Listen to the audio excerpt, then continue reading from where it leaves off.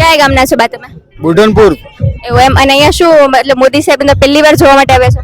હા, નોણી ખાતે પહેલી વખત. એવું એમ. હા એટલે પહેલા તમે જોયેલા છે ક્યાંય? હા, ઘણી વખત જોયેલા. અમારે થરાદમાં ઘણી વખત મોદી સાહેબ આવેલા છે, સણાદરમાં મોદી સાહેબ આવેલા છે, ઘણી વખત ડીસામાં મોદી સાહેબ આવેલા છે. જી જી જી. મોદી સાહેબને અમે ખૂબ જ પરિચિત છીએ અને અમારા લોકપ્રિય નેતા છે.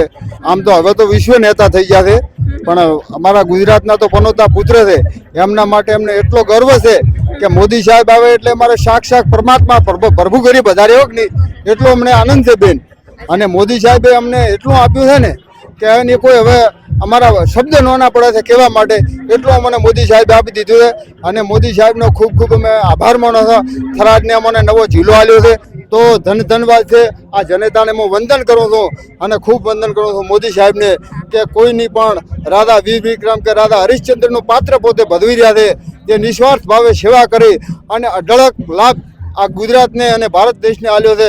સમગ્ર પ્રધાનો કલ્યાણ કરે છે. ધન્યવાદ છે. આભાર મોદી સાહેબ, ખૂબ ખૂબ આભાર. ખૂબ ખૂબ આભાર તમારો, ખૂબ ખૂબ આભાર.